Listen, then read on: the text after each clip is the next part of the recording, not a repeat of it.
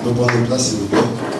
Alors, très rapidement, j'ai beaucoup sur mes notes, j'ai réalisé que j'ai quand même beaucoup à dire. Donc, pour ce faire, j'ai pris le soin de mettre les versets là. Donc, quand je donnerai la référence, pour ne pas prendre assez de temps, je les lirai directement. J'espère que le Seigneur m'accordera la grâce de me contenir, parce que des fois, on n'est pas obligé de tout dire. Il faut simplement dire ce qu'on peut dire et laisser le Seigneur le soin de faire son travail. Nous avons un nouveau thème pour ce mois et c'est une joie pour moi d'introduire ce thème. Toutefois, je considérerai le thème qui a été abordé la semaine dernière. Je bénis pour le message que nous avons reçu le dimanche dernier. Quant à moi, j'avoue que si on me demandait de redire tout ce qu'il a dit, je ne pourrais pas. Mais je pense que la pensée qui m'a captivé dans ces paroles, c'est qu'il nous incitait simplement à persévérer. Il fallait de la persévérance dans notre foi. En prenant l'image de quelques personnages, il fallait rester. Et quand il a pris l'histoire de Luc 18, où le Seigneur nous incite à prier avec persévérance. Le thème de ce mois, c'est servir Dieu et les intérêts du royaume. Servir Dieu et les intérêts du royaume. Et quant à moi, j'ai un sous-thème un peu bizarre, très bizarre, un peu bizarre comme thème. Mais bon, je prendrai le soin de l'expliquer. Ce thème ne va pas surprendre certaines personnes, parce que je l'ai déjà partagé un jour dans une réunion avec des bien-aimés. Alors j'ai intitulé le thème « Le bois sec ». Voilà le thème de ce matin, le bois sec. Un bois sec. Lorsque nous lisons les Écritures, nous réalisons que je vais planter le décor et ensuite j'entrerai dans le vif du sujet. Nous réalisons que l'homme est la seule créature qui a été créée à l'image et à la ressemblance de Dieu, avec pour but principal d'entretenir une relation avec Dieu. Dieu a créé expressement l'homme en le distinguant de toutes ses créatures pour lui donner la possibilité d'entretenir. Donc dites-vous bien, alors que vous êtes là, votre vie n'a autre sens que ce pourquoi le Créateur a défini. Vous avez été créés pour entretenir une relation avec Dieu. Les études, le diplôme, toutes ces choses sont bonnes, mais il faudrait que nous considérons la raison principale de notre existence. Deutéronome 20, 14, un verset extraordinaire. La Bible dit, voici à Dieu, voici à Deutéronome 20, verset 14, voici à l'Éternel ton Dieu appartient les cieux et les cieux des cieux, la terre sont et tout ce qu'elle renferme. Ce verset nous montre que Dieu est le propriétaire absolu de toutes choses. Vous appartenez à Dieu, que vous le voulez ou pas. Vous êtes une propriété de Dieu par droit de création. Par droit de création, vous êtes une propriété de Dieu. Job 41, le verset 11. Il dit encore, de qui suis-je le débiteur? Nous passons de fois notre temps à dire, Seigneur, j'ai fait ça, donne-moi. Il te pose une question. De qui suis-je le débiteur? Est-ce que tu peux pointer ton doigt vers lui et dire, Seigneur, tu me dois quelque chose? De qui suis-je le débiteur? Je le paierai sous le ciel, tout m'appartient. Ce que tu as appartient au Seigneur. Et il te dit, de qui suis-je le débiteur? Tout ce qui est sous la terre m'appartient. Nous devons savoir que nous ne nous appartenons pas. C'est important dans la vie chrétienne de comprendre cette vérité. Nous n'avons pas été créés pour nous-mêmes. Nous n'avons pas été créés pour faire ce que nous voulons. C'est pourquoi le péché, ce n'est pas seulement aller en boîte de nuit. Un homme qui ne vit pas pour Dieu est en train de commettre un grand péché. Un homme qui poursuit ses objectifs commet un grand péché. C'est pourquoi aujourd'hui, il y a des hommes qui croient qu'ils ne sont pas si méchants que ça. Mais ils ne se rendent pas compte, lorsqu'un homme vit pour lui, il commet un grand péché. Parce qu'il vit pour lui et l'idole devient sa personne. Nous appartenons à celui qui nous a créés. Vous savez, quand vous préparez votre tiers, vous préparez votre riz et à la fin vous avez fini. Le riz n'appartient à personne d'autre que vous. C'est vous qui avez préparé votre repas. Seulement parce que vous avez préparé votre repas, le repas vous appartient. Comme Dieu t'a créé, par conséquent, tu l'appartiens. C'est lui qui t'a créé. C'est lui qui a décidé de te créer. Et nous sommes responsables de vivre devant lui en recherchant sa volonté. Comme c'est lui qui nous a créés, nous avons la responsabilité de chercher à vivre pour lui. Vivre selon sa volonté et pour sa gloire et son bon plaisir. Retenez, on a dit deux fois bien ici, Dieu n'a jamais créé les hommes parce qu'ils s'ennuyaient. Dieu n'a jamais créé les hommes parce qu'il était seul, il s'ennuyait tellement qu'il a pensé, il faut que je crée les hommes. Il a juste créé les hommes pour son bon plaisir. C'est comme, je prends l'exemple, bien que ça va être un peu exagéré, mais comprenez simplement, prenez une petite, il y a quand même part de vérité. Ou vous êtes là, vous dites, bon tiens, je vais faire le footing pour vous faire plaisir. Donc vous pouvez ne pas faire le footing, ça ne change rien. C'est comme Dieu. Créer l'homme a été simplement pour son bon plaisir. Parce que Dieu est autosuffisant. L'homme dépend de Dieu, mais Dieu ne dépend pas de l'homme. Il est lui-même l'auteur de sa propre existence. Si toi tu as besoin du souffle de vie venant de Dieu pour vivre, Dieu lui-même se vivifie lui-même. Amen. Il se vivifie lui-même. Il ne dépend de personne. Toi, ton bonheur, tu as besoin qu'on te donne quelque chose, tu as besoin, Dieu, il est lui-même à l'origine de son propre bonheur. C'est lui-même qui pose, qui fait ce qui conditionne sa joie. Il ne va jamais se réduire à un niveau où c'est toi qui vas le conditionner. Il est Dieu, toi tu es une créature, reste à ta place. Amen. Il nous a créés pour manifester sa grandeur et recevoir de nous l'honneur et l'adoration. Il est Dieu et il crée des hommes afin que ces hommes-là voient sa grandeur et que ces hommes-là l'adorent. C'est pourquoi Dieu n'impose pas qu'on l'adore. Il crée des êtres libres de décider, de telle sorte qu'avec leur liberté, il regarde Dieu et dit, même dans ma liberté, je n'ai pas besoin qu'on me contraigne. Il est digne d'être adoré. Il ne te forcera pas de t'adorer, il te révélera juste sa grandeur et toi-même tu te prosterneras devant lui. Il n'a pas besoin d'imposer qui que ce soit. Il est trop grand pour créer des êtres qui vont être obligés de dire non, je vais créer des hommes libres. Ils vont voir ma gloire et eux-mêmes, ils vont réaliser que ce n'est pas possible d'être devant Dieu et de se tenir debout. Il est Dieu et il mérite d'être élevé. Par conséquent, Dieu est digne de prendre la plus haute place dans notre cœur. Ce n'est pas possible, c'est inadmissible que nous puissions aimer nos frères, nos amis tels comme Dieu. Ce n'est pas possible. Il mérite de prendre la plus haute place dans nos cœurs. C'est la raison pour laquelle lorsque Dieu a créé l'homme, Dieu a mis dans le jardin des animaux, il a mis beaucoup de choses autour de l'homme. Mais vous allez remarquer une chose très importante, c'est que l'homme aimait ces choses-là, mais ces choses n'étaient pas dans le cœur de l'homme. Ce qui était dans le cœur de l'homme, c'était Dieu. L'homme aimait Dieu. Mais tout ce qui était autour de l'homme contribuait simplement à son bien-être, contribuait simplement à avoir une meilleure vie. Mais celui qui remplissait son cœur, c'était Dieu. Nous ne pouvons pas nous permettre dans notre vie de tous les jours de donner à Dieu une deuxième place. Il n'acceptera jamais ça. Il n'acceptera. C'est quoi il y a une phrase qui dit, soit Jésus est Seigneur de tout, soit de rien. C'est tout. Soit il est Seigneur de tout, soit il est rien. Il ne veut pas être juste Seigneur, il veut être Seigneur de tout. Il refuse de prendre une partie. Il refuse ça. Il ne peut pas accepter cela. Parce qu'il pense, parce qu'il est digne de cela. La création doit donner à Dieu sa première place. Et si Dieu est d'une valeur infinie, vous comprenez avec moi, le plus beau cadeau que Dieu puisse nous donner, c'est d'être avec lui. C'est de communier avec lui. C'est de marcher avec lui. L'événement le plus tragique dans l'histoire de l'humanité a été la chute d'Adam. Dieu voulait entretenir une relation permanente avec lui. Dieu voulait marcher avec lui. Dieu voulait communier avec lui. Dieu lui a donné une interdiction claire. Tu ne mangeras pas l'arbre, le fruit de la connaissance du bien et de la mort, du bien et du mal. Alors, qu'est-ce que Adam fait? Tenté par le diable, il prend le fruit et il commence il croque le fruit. Il est conscient du fruit dans sa bouche. Il est conscient du goût du fruit dans sa bouche. Mais ce qu'il ignore, il y a une transaction qui est en train de se passer. Chaque croquement est en train de lui faire perdre des royaumes. Chaque croquement est en train de lui faire perdre son autorité sur le diable. Chaque croquement est en train de lui faire perdre certaines choses. J'aimerais dire à quelqu'un aujourd'hui, toutes les fois où vous désobéissez à Dieu, vous n'avez aucune idée des transactions spirituelles qui se passent. Pendant que tu es en train de désobéir à Dieu, tu ne sais pas ce qui est en train de se passer spirituellement parlant. Adam était en train de prendre, il était conscient de la pomme. Il croyait que tout se résumait sur le fruit. Tout se résumait sur le fruit. Mais ce qu'il ignorait, chaque fois qu'il mangeait le fruit, il perdait quelque chose. C'est le cas avec le jeune frère, l'aîné de Jacob.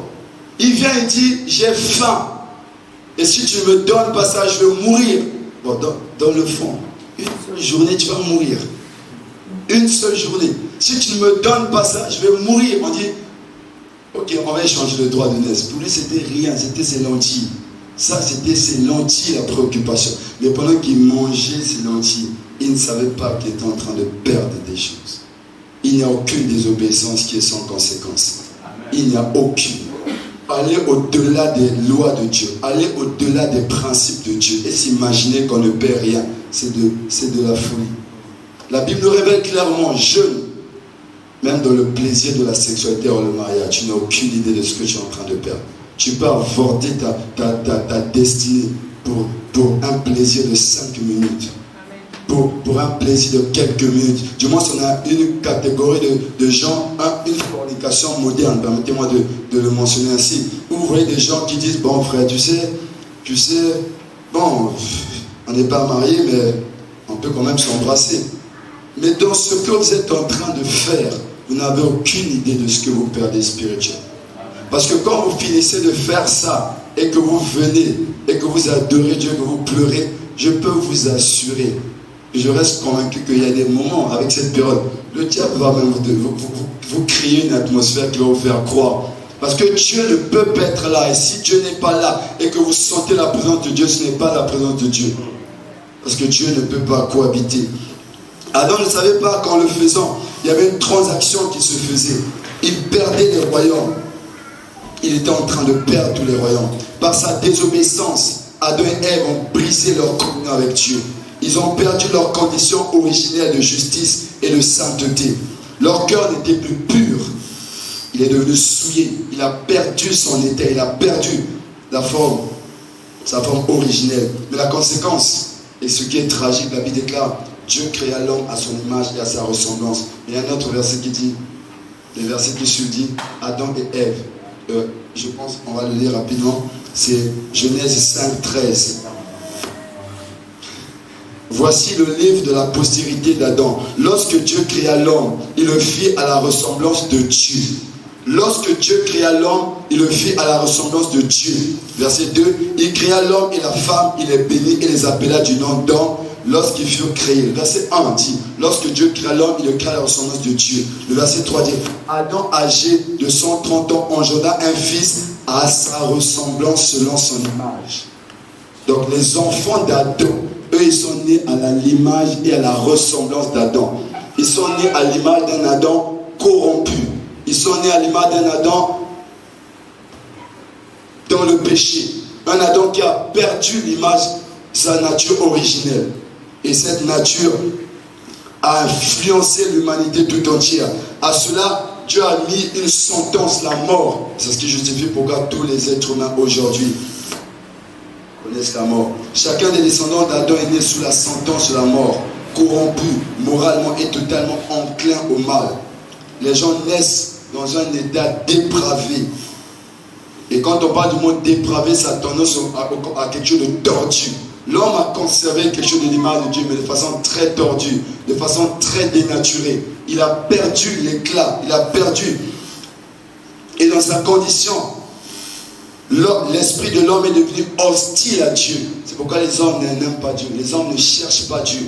C'est quand l'homme a été dénaturé. L'homme qui, dans le cœur, ne désirait que Dieu, a fait sortir Dieu de son cœur et a commencé à prendre les choses autour de lui, à mettre ça dans son cœur. Les choses qui servaient simplement à l'homme pour réussir, pour avoir une vie heureuse, ce sont ces choses qui ont commencé à prendre dans le cœur de l'homme la place de Dieu.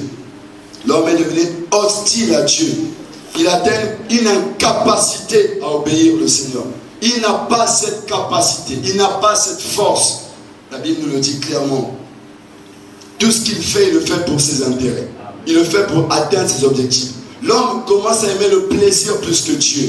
L'homme, c'est le plaisir. L'homme, c'est la sexualité. L'homme, c'est la célébrité. L'homme, c'est le moi. Il a perdu, il a corrompu quelque chose de sa nature. L'homme ne vit plus pour Dieu, il vit pour lui.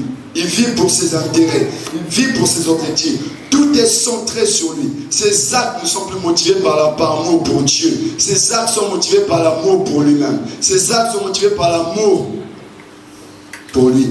Il a développé une grande disposition à faire le mal. Je vais vraiment le dire. Vous voyez, la Bible nous dit, Le corps sans âme est mort. C'est ce que la Bible dit.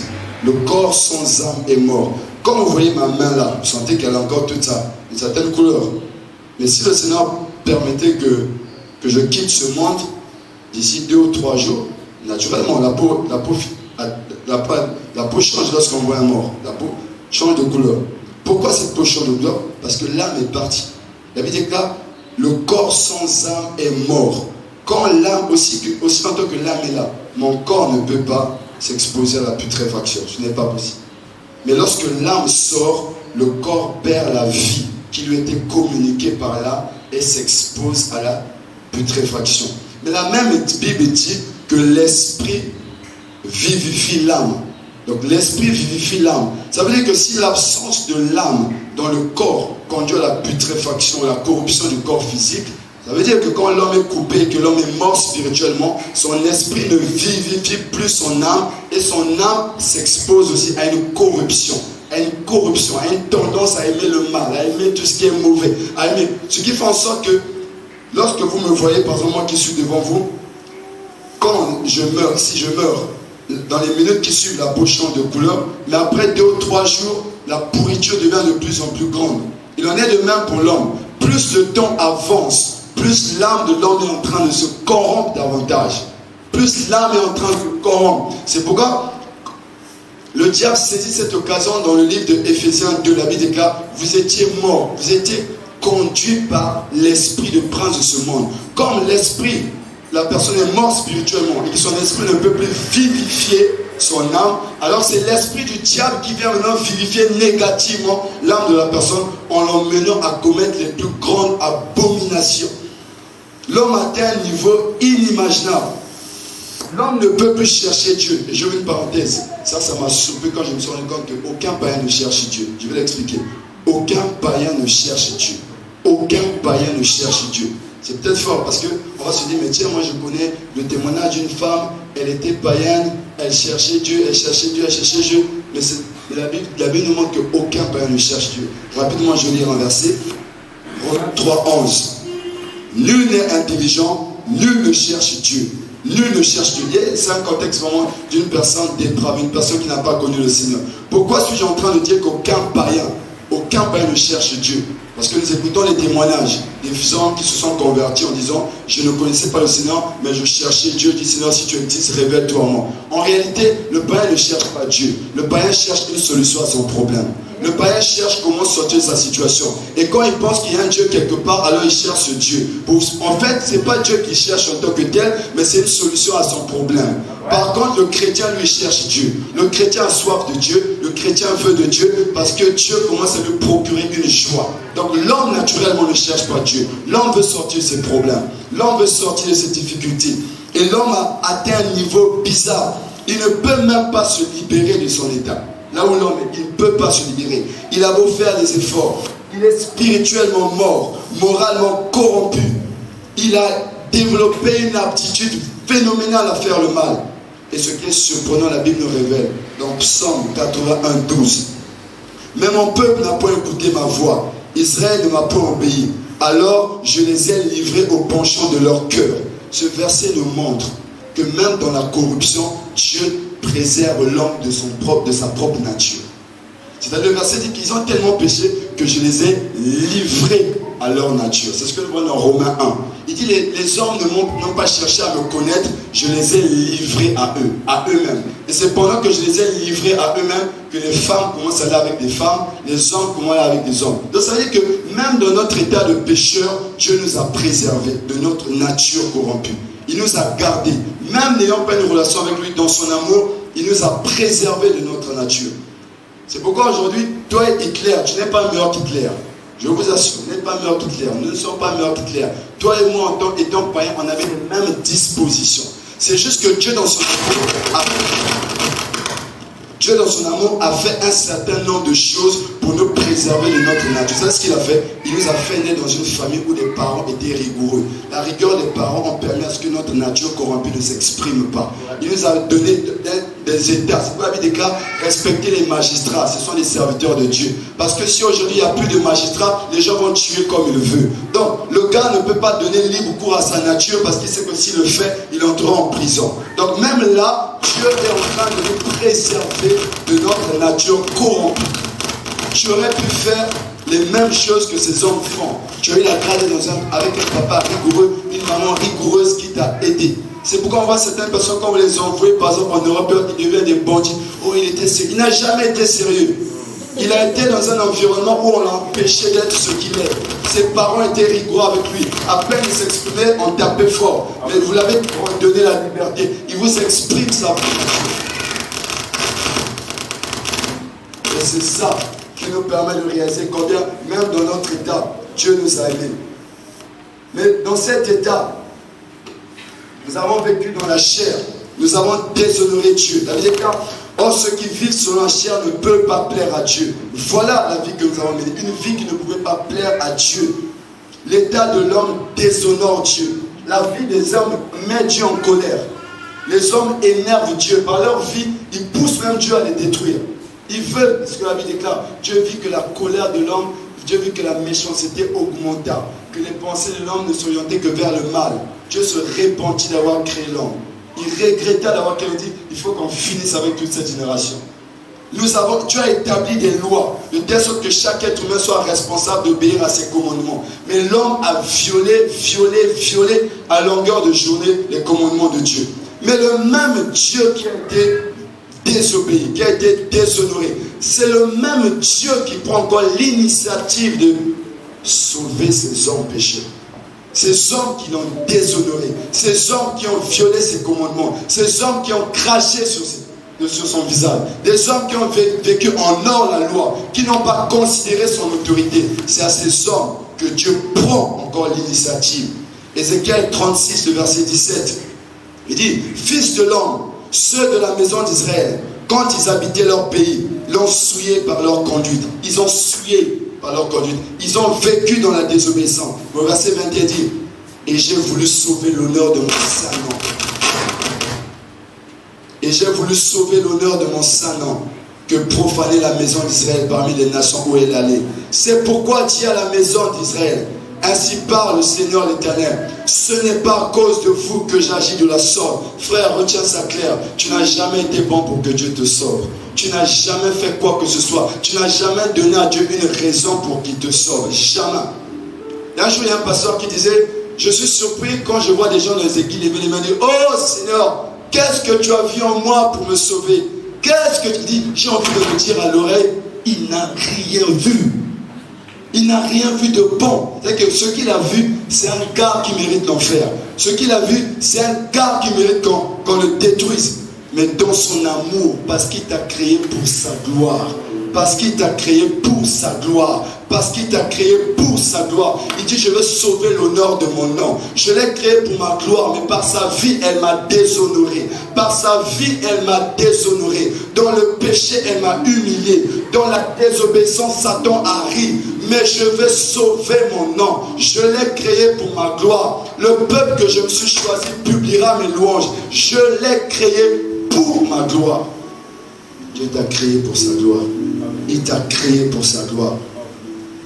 Il dit, c'est à cause de mon nom que vous avez profané par les nations où vous êtes allés.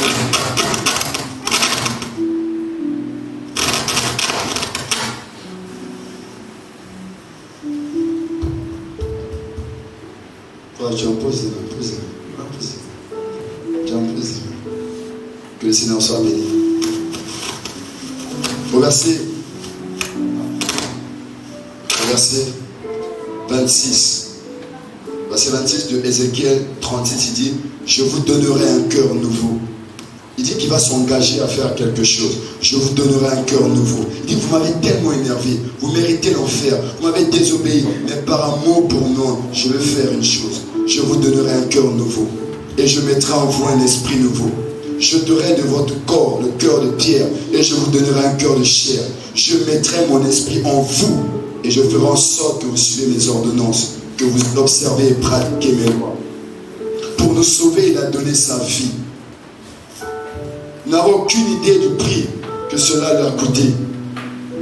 prix que cela a coûté au Seigneur pour nous sauver. Et après tout ça, tu as passé ta vie dans le péché, à l'énerver. Il te sauve. Et aujourd'hui, tu me dis, tu n'as pas le temps pour lui. Tu n'as pas le temps pour lui. Il a été humilié pour toi.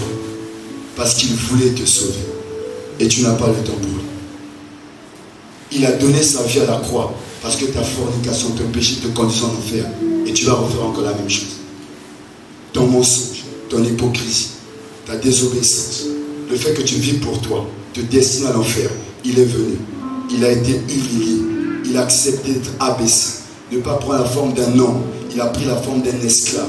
Il a connu l'humiliation. Vous savez, quand Jésus portait la croix, quand il souffrait, quand on criait sur lui, dans la douleur, vous savez qu'il pouvait arrêter. Il me dit, bon, trop c'est trop, j'ai trop mal, c'est bon, on arrête là. Mais il a continué. Et tu permets, tu ne veux pas changer. Et tu ne veux rien faire, tu veux continuer. Et lorsque Jésus est Christ, et on est en train de se moquer de lui à la croix. C'est ce matin que j'ai pensé à ça. Ça peut être faux, mais je reste quand même convaincu que c'est possible que ce soit vrai. Alors qu'il est là sur la croix, et qu'on est en train de huer sur lui, on est en train de cracher sur lui, on est en train de se moquer de lui, et même les gars qui se moquent de lui n'ont aucune idée de la valeur de la personne qui est là. Ils ne réalisent même pas la personne. L'apôtre, il s'appelle comme Jean-Baptiste, dit, je ne suis même pas digne de délouer, il y a la couronne de ses souliers. Mais eux, ils sont là en train de cracher, de gifler. Prophète, qui l'a fait? Et là, il est là sur la croix. Moi, je suis convaincu que pendant que le Père était dans le ciel, le Père était en colère contre ces personnes. Ça, c'est mon point de vue. La Bible ne le mentionne pas. Le Père, pour moi, pas été tellement en colère que Jésus a vu le Père et dit, Père, s'il te plaît, ils savent pas ce qu'ils font. Pardonne-leur. C'est-à-dire que même s'ils sont en train de mourir, tu sais que je suis venu pour mourir pour eux. Mais dans ce qu'il fait, c'est sûr que ça t'énerve. C'est sûr que tu dis, mais comment il dit, Père, s'il te plaît, s'il te plaît, s'il te plaît, s'il te plaît. Ils savent pas ce qu'ils font. Laisse-les. Père, oublie. Je suis venu pour eux. Ils savent pas ce qu'ils font. Tu sais, ils ne savent pas ce qu'ils font. Et là, je n'ai pas le temps pour Dieu. Et après ça, tu n'as pas le temps pour Dieu. Ah, mais qu'est-ce que Dieu doit encore faire concrètement? Est-ce qu'il ne faut pas que chacun reste dit, Seigneur, bon, dis maintenant, qu'est-ce que tu veux que Dieu fasse vraiment? En fait, mettons la relève de la croix à côté. Choisis une chose que tu veux que Dieu fasse, qui peut te dire, bon, tiens, maintenant, je vais renoncer à ça. Qu'est-ce que Dieu doit faire maintenant? Qu'est-ce qu'il doit faire? Si Dieu nous pose la question maintenant, bon, là, je vais faire quoi? Dites-moi maintenant ce que je vais faire. Parce que je pense avoir fait tout ce que je pouvais faire. Tu ne m'as jamais donné ton temps. Tu as fait ce que tu voulais. Tu as vécu quand tu vis. Je t'ai créé pour me servir. Je t'ai créé pour vivre pour moi. Tu as vécu dans ça. Tu as fait ça. Tu n'as rien fait pour moi. Je suis venu. J'ai été humilié pour te délivrer. Maintenant, tu continues encore dans ces mêmes choses. Tu fonces encore dans ces choses. Tu veux que je fasse maintenant quoi? Tu veux que je fasse quoi? Donne-moi une idée. Propose-moi quelque chose que je vais faire qui va t'emmener à dire oui, c'est dans là je dois faire. Il est mort pour mon mensonge. Je vais encore faire le mon mensonge. Je ne lui donnais pas le temps. Il est mort pour ça. Je vais encore le... Jusque-là, je n'ai pas le temps. Je n'ai toujours pas le temps. Et même les anges, j'imagine que les anges voyaient même ce qui se passait. La Bible déclare que pendant de la 3e heure jusqu'à la 9e heure, il était sur la croix, agonisant, en train de souffrir, en train de porter le péché, en train de faire tout ce qu'il fallait. Et tu es encore là, tu gardes encore des rancunes. C'est à cause des rancunes là qu'il est mort à la croix. Tu gardes encore ça. Et il y a encore de la méchanceté. À cause de ça. Il t'a vu, c'est que toi tu es un faux chrétien. Tu es vraiment dans le formalisme. Il donne sa vie pour toi pour que tu t'engages. Mais tu continues encore dans ce formalisme. Tu continues encore dans cette superficialité. Il sait que tu es un menteur, il le sait. Et il sait qu'aucun menteur n'héritera le royaume des cieux. Il donne sa vie pour toi. Mais tu fais encore le même mensonge. La Bible déclare, comment échapperons-nous si nous méprisons un si grand salut? Comment? Il dit, si tu connais ces choses et que tu tombes, ça devient plus grave pour toi. En tout cas, si tu es là et que malgré ce que nous avons pu dire sur Jésus-Christ, ça ne te donne pas envie de prendre des résolutions. Pour toi, le message est fini. En tout cas, je n'ai plus rien à dire. Parce que je ne vois pas. L'apôtre Jean dit, nous l'aimons parce qu'il nous aime. Si tu ne peux pas le donner du temps, en réalisant ce qu'il a fait pour toi, tu vas lui donner du temps pourquoi? Comme disait le pasteur, on ne vient pas à l'église pour chercher des emplois, pour tout ça. Peut-être que tu viendras à l'église pour ces raisons maintenant. il a fait une œuvre. Et quand il est venu nous sauver, il a changé notre cœur. Et vous savez ce qu'il a fait? La Bible déclare, il dit, je mettrai mon esprit en vous. Et après avoir mis son esprit en nous, dans 1 Thessaloniciens 5, je prends 1 Thessaloniciens 5, 17, il dit, n'éteignez pas l'esprit. N'éteignez pas l'esprit. Je vous ai sauvé, et en vous sauvant, j'ai mis mon esprit en vous. La responsabilité que vous avez, n'éteignez pas l'esprit.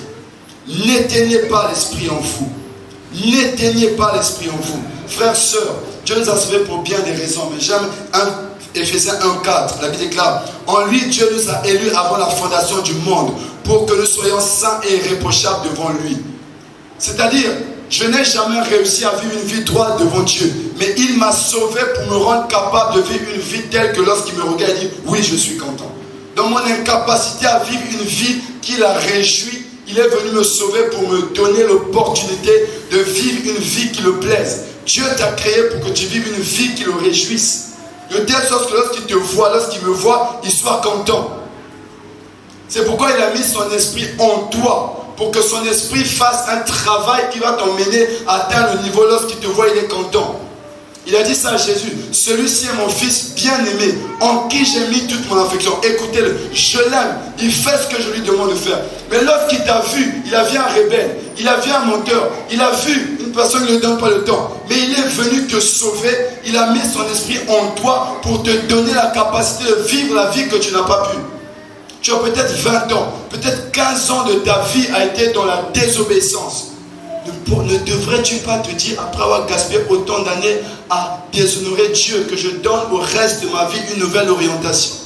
J'ai été créé pour honorer Dieu. Si mes 10 premières années ont été orientées dans la désobéissance, pourquoi ne devrais-je pas maintenant dire que le reste des années là, je vais rattraper? Le reste des années là, je vais être ce que je n'ai pas pu être. Le reste des années, je vais faire ce que je n'ai pas fait.